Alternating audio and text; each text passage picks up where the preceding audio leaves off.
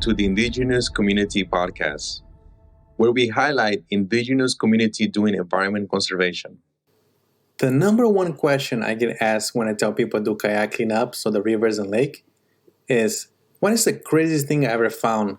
I think you're gonna really like this episode with my friend Ariel Takuma. We discuss our decades-long mission of getting rid of dangerous debris out of the waterways of Central Florida, and a good tip on how we can go zero waste at home. Thank you everyone who has left a review on Apple Podcasts. It's very heartfelt to read your comments, and I'm going to read some of them here. Sharon J. Wee said, our Indigenous people always value living in harmony with nature. It is high time we listen to them and follow their example. Thank you. And Clean Miami Beach said, this podcast is really amazing. It connects me to Mother Earth even more. Thank you, Frankie, for sharing and inspiring. That's very kind of you. And last one, we're going to read from Joe from Orlando. This podcast is the Venn diagram union of Indigenous rights, social environment concerns, and current events. So thank you everyone that left a review, and I hope you enjoy the show. Ariel, thank you so much for taking the time to jump on our podcast. I'm so happy that you're here. We've been friends for such a long time. And before we start talking about our cleanups and everything we've been together, would you mind to take a time to ground ourselves, maybe by sharing a poem? Yeah, hey Frank, I hope you've been well. I have a poem, or a haiku rather, from Matsuo Basho, who's a Japanese poet from the 1700s. And I'll read it in Japanese first and then English. Shizuke saya, iwa ni shimiru, semi no koe. O tranquility, penetrating the very rock, a cicada's voice. And I chose this haiku because it really reminded me of the feeling that I get being out on the water or biking in the middle of nowhere, and just the feeling of peace being surrounded by nature. That is awesome. That's such a good poem, and I'm so happy that you were able to share it, because being on the water is a feeling like no other. And I think that we kind of trick other people to let us be in the water because we're doing cleanups. Other people, they say, oh, thank you so much for, cleaning the rivers and lakes. And they make it sound like it's a really hard chore. But for us, it's such a great way to be out there in the water, and it's peaceful. So we really enjoy it. It's a great excuse to just enjoy it. Yeah, and we've been doing this for a long time. I mean, I was trying to calculate. It's been almost like 11 years that we've been doing cleanups. And for all the time, we've been doing it together. But I know that you started a little bit before that I did. How'd you get involved? Yeah, it must have been 2010 or around then. I was taking classes at Valencia. And one of the classes in particular that sticks with me still is peace studies. And there were volunteer opportunities through that class to go out and present your experience after you helped out with whatever group. And the group that I happened to choose was Eco Action at the time.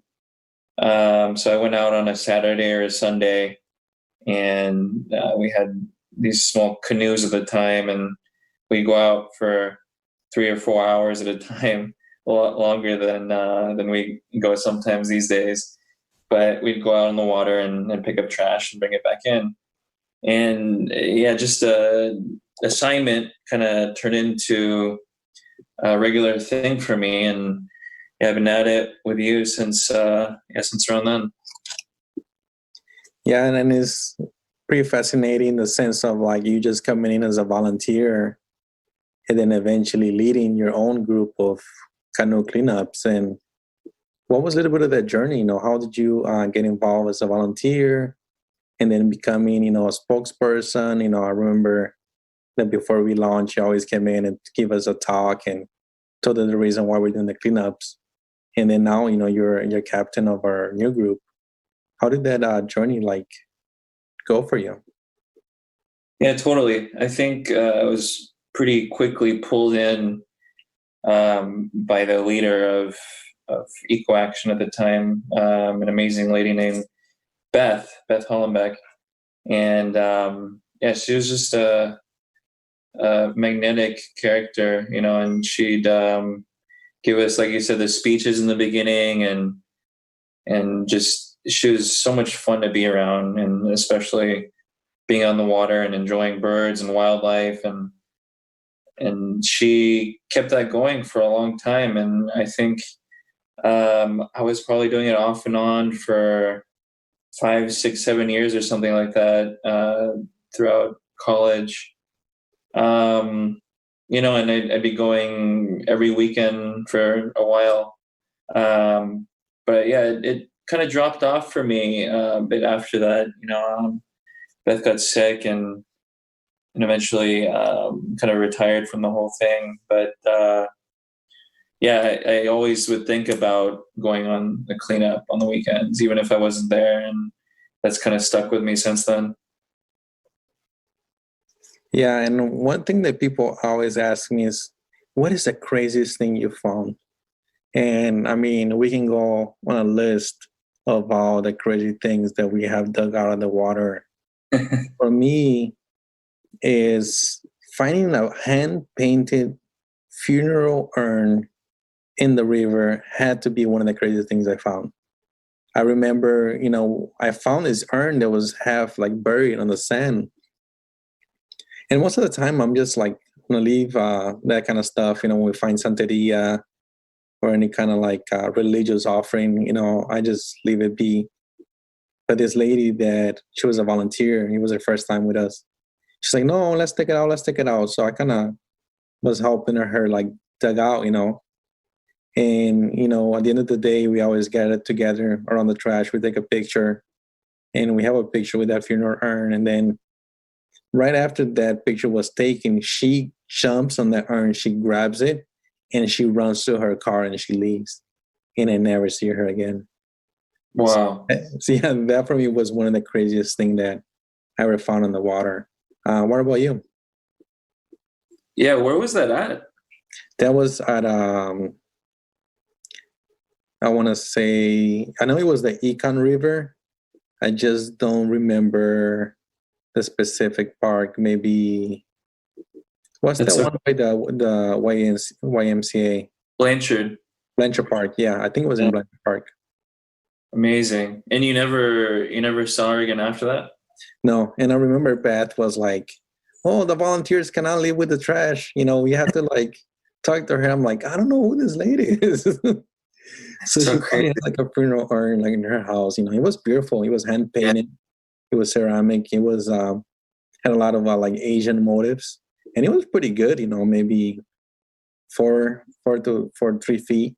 Did it look pretty old? No, it looked new. Interesting. It was new, yeah, and it was I remember it was sealed. It was almost like part concrete inside. It was heavy. Wow. Yeah, so I get that question quite frequently whenever I bring up to somebody or in conversation, whatever, that we do these cleanups. And I think over the years, it's kind of changed. What's the weirdest thing that I've found? Because where we go, it can be in a real like suburban or urban neighborhood, or it can be out in the country somewhere. But wherever we are, the water is a place where people put things to forget about. So whether you're driving down the road and you see trash on the side of the street or anywhere, eventually a lot of that trash will end up in the waterways that we clean up. So, I've found so many different things mixed up, from like the beaches to, on the lakes and rivers and stuff. The weirdest thing I found out on the east coast of Florida on a beach was what I presumed later on was like the remains of a raft. And right near there's a state park that has rafts that they've pulled up from the ocean, that mainly come from Cuba. Immigrants take the rafts that are powered by a little car engine or something like that, and they'll either get shipwrecked or make it to the coast of Florida, and the Park Service will pull out remains of rafts and stuff. So we were out there, I think it was late last year, and we found a bunch of styrofoam just looped together, huge pieces of styrofoam, and it had like big branches and stuff that were lashed together to it. And we didn't really find any engines or like a rotor or anything like that, but it struck me after the fact that it must have been somebody's raft.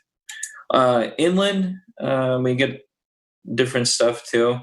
Like you said, with Santeria, I found something that we opened up later on after the cleanup, and it turned out it was somebody's ritual offering, and it was pretty complicated stuff. It haunted me for a while after that. But what we find in the water is quite unique around here.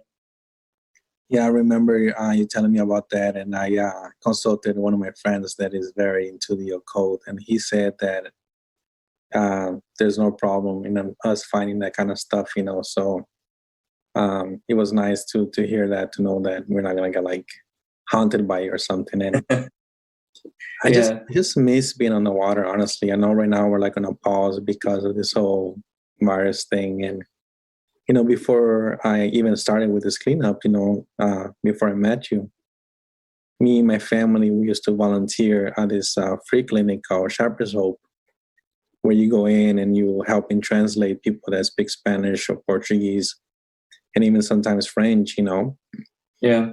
And you go with the patients there, and, they're telling their stories, and then you translate it to the doctors. And, for me, it was very emotional, like hearing these people's health problems and really struggle. And I was like, like I understand this is a very important volunteer thing, but it was taking an emotional toll, And I was like, I want to volunteer with something that is around animals, is around like saving the planet. And that's how I got involved with Eco Action. And it's a big part of my life. I met a lot of my best friends, such as yourself and Bill and everybody. And is something that I'm missing. And, when I got sick, like I couldn't do it. And that was really a struggle for me, But now that I'm getting better, I have so much energy, I'm ready to go. But now we're on a lockdown. So I hope for us to go back on the water and return the work that we want to do. And I mean, do you feel the same way? Do you feel like a part of you is missing now that we can go on the water? Yeah, no, I totally get where you're coming from. I luckily have a kayak, so whenever I get that itch, I can make it out there. But it's definitely not the same thing as being with all you guys and having a common goal, being out in the water. Hopefully, once things subside or calm down a little bit more, we can all start our group cleanups again. I know we've been on hiatus for, I must be closing in on 2 months now, which is the longest that we've taken a break since we started this a few years ago. But yeah, hopefully soon we can all make it out there. Yeah, it would be great if we can have a cleanup with our friends, like Adam and Amy and Eric and so many other people, And if you're interested to join us, you can go to Meetup or Facebook and look up Recon of Central Florida. Ariel's usually posting the schedule there. We're happy to have you. We have some spare kayaks that we can let you use. And Ariel, I just want to say thank you so much for taking the time to talk to us. And, a lot of people are stuck at home, but they still want to do something good for the environment. So I was saying, with your experience, leading cleanups and your environment efforts, what is one thing that people can do from home to make the world a better place? Yeah, definitely. We're all hopefully consuming a little bit less since we've been staying home. Something that we just recently did was start collecting all of our vegetable scraps and my girlfriend just made a delicious soup out of it yesterday, and it's something that I don't really keep around to do anything with, and I was surprised and pretty happy that she got that started and something so delicious came out of it. That is awesome, man. Yeah. So use consume less and then use what you have, right? Definitely, and even something that you don't think you can use later, in moderation. Collecting stuff and upcycling it isn't bad. Yeah, for sure. Ariel, thank you so much for being here with us, and I look forward to seeing you on the water soon. Yeah, definitely. See you soon, Frank. Bye bye.